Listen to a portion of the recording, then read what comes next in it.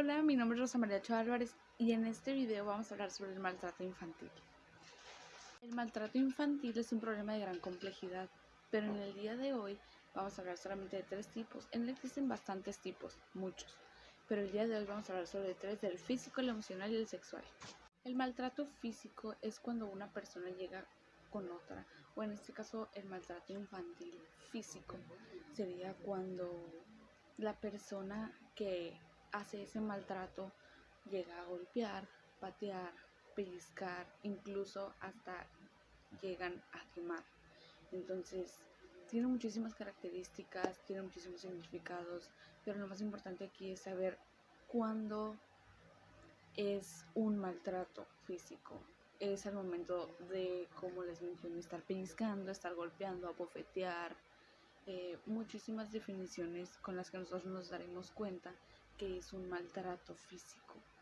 Claramente se dan en muchísimos casos, en muchísimas situaciones, y lo más común es cuando un niño tal vez tenga algún retraso para aprender, para adquirir nuevos conocimientos. En eso es cuando nosotros nos damos cuenta cuando hay un abuso. Puede ser de un maestro a un niño, de un padre a su hijo. Hay muchísimas causas por las que se da esto. Algo que también es muy común es cuando las personas tienden a ser muy cercanos con la persona que los maltrata. Por ejemplo, en este caso los niños, puede que sea tu tío, puede que sea tu vecino, puede que sea tu papá, puede que sea tu abuelo, puede que sean primos, cualquier persona, maestro, director, algún doctor. La mayoría de los niños conocen a su atacante. La mayoría del tiempo ellos saben quiénes son, ellos conocen su nombre o son una persona muy cercana hacia ellos. Este tipo de maltrato contiene muchísimas consecuencias.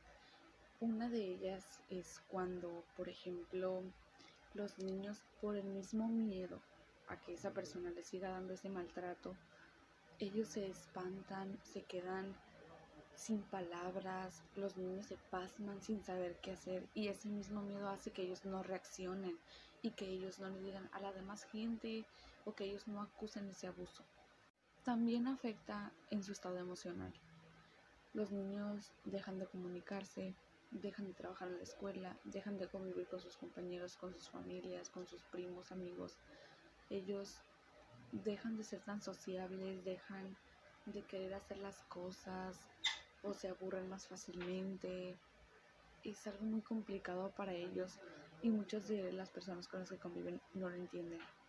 Entonces, nosotros tenemos que estar muy pendientes en esos temas porque los niños se pasman y no ser, y es momento en donde hay nosotros que fijarnos, averiguar el problema y ayudarlos. ¿Qué es el maltrato emocional? Aquí es cuando la mayoría, en muchas familias se da, y es cuando los padres, en la mayoría de los casos, son los que hacen este abuso con su niño. Por ejemplo, se da cuando un padre o una madre tienen como desventaja a un niño, como lo discriminan, se burlan de él, lo humillan, lo someten a hacer actividades o cosas que ellos no quieren y que en muchísimos casos les afecta emocionalmente, y los niños dejan de hacer actividades, los niños se sienten menos, los niños empiezan a pensar desde muy pequeños que no valen nada, que no sirven para nada, que no son capaces de realizar ninguna actividad ni de aprender. Y son muchos de los casos en los que se da, en donde piensan los padres que está bien. Tal vez si así me trataron a mí de pequeño, tal vez está bien que yo trate así a mi hijo. Si yo no pude hacer esto, pues él tampoco. Y es cuando empiezan a humillarlo en que tú no sabes hacer esto, yo sí sé, y yo ni siquiera fui a la escuela, y tú que estás yendo no lo haces. Son muchísimos tipos de discriminación y de humillación a los que los someten los niños, los padres. Algunos de los síntomas que los niños pueden tener gracias a este maltrato son, por ejemplo, tics, les pueden salir muchísimos miedos, tener algún llanto excesivo, tener muchísimo miedo de salir o llegar a su casa. Muchas veces también les imponen como un miedo a estar en la escuela, a convivir, a tener amistades nuevas, a socializar, a tener ese vínculo como social en donde los niños se sienten también atacados porque creen que todo el mundo les va a hacer ese daño, ese abuso. Y ahí los niños se empiezan a sentir menos, los niños se sienten tristes, se bajonean y es cuando empiezan a pensar en que si yo me llevo con él me va a hacer lo mismo. Si yo hablo con él, me va a decir que no sirvo para nada, ¿para qué hacerlo? Y es cuando los niños empiezan a hacer todas estas preguntas, depende si sean chicos o grandes, tienen muchísimas maneras distintas de pensar y de analizar ese tipo de maltratos. Algunas de las consecuencias o síntomas más bien de este tipo de maltratos serían, por ejemplo, tener depresión. El niño podría tener muchísima depresión, podría sentirse humillado todo el tiempo, tener un sentimiento de culpa, sentir que él siempre es como la causa por la que sus padres tengan problemas, su familia esté pasándola mal. Él siempre va a tener un sentimiento de culpa muy grande, en donde afecte muchísimo su autoestima, en donde la depresión sea tan fuerte en la que pueda llegar a tener muchísimos intentos de suicidio. Todo esto puede pasar, entre esos y muchísimos casos más. El abuso sexual infantil es cuando una persona obliga a hacer cosas sexuales sin el consentimiento de la otra, o sea, de un adulto hacia un niño. Lo obligan a base de golpes, la mayoría de las veces, simple y sencillamente por la palabra obligación, es cuando tú te das cuenta que el niño no lo desea, que el niño obviamente no lo quiere, porque es muy pequeño y él no sabe qué es eso todavía. Unos ejemplos que pueden ser de este tipo de abuso es cuando tienen caricias, besos no deseados, muchísimas maneras de tener el acto sexual de forma muy violenta. Esto hace que los niños se sientan mal, obviamente que se sientan pues adoloridos, ellos no conocen de esto.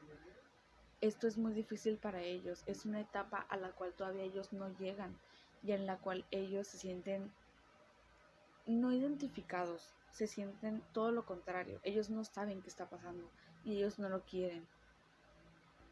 Uno de los síntomas de los que podrían darse a causa de este tipo de abuso mayormente son embarazos no deseados. También afecta muchísimo en los niños, bueno, en las niñas en este caso, que son los embarazos, que son muy pequeñas, ellas no saben de esto, ellas no saben cómo llevar esto, cómo tener un bebé, cómo ser madres primerizas a tan corta edad. El síntoma sería tener alguna enfermedad de transmisión sexual. Eso también se da en muchísimos casos. Por ejemplo, se da el VIH, el papiloma, los cuales son muy dañinos para las personas. Y a las personas que cometen este tipo de abusos no les interesa, simplemente les interesa satisfacer sus necesidades, sentirse bien con ellos. Ya si lo hicieron con un niño y ese niño fue causa de violación por esa persona, ellos no se sienten mal.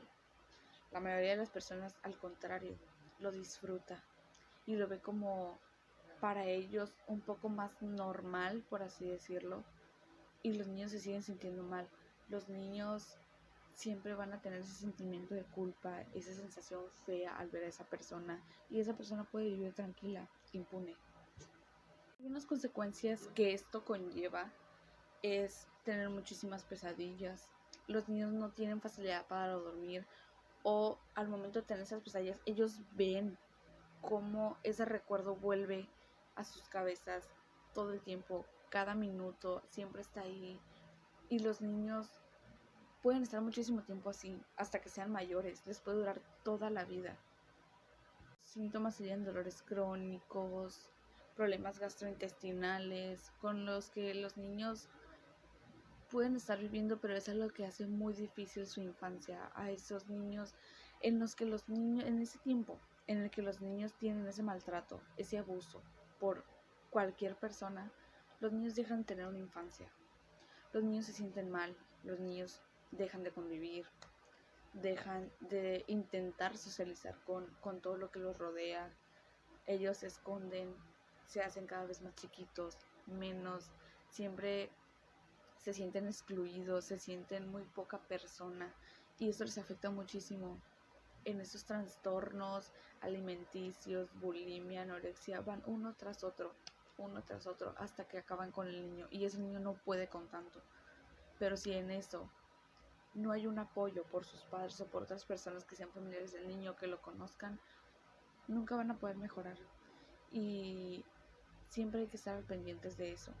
Siempre estar con una persona con la que se sienta seguro, con el que el niño esté protegido, en donde siempre haya una seguridad de por medio. Los niños son muy importantes y es muy importante estarlos cuidando todo el tiempo. Bueno, pues esto fue todo por el video de hoy. Muchísimas gracias por verlo y espero algún día de estos que vienen poder subir otro porque es un tema muy interesante, muy extenso y podríamos estar hablando horas y horas y horas de esto.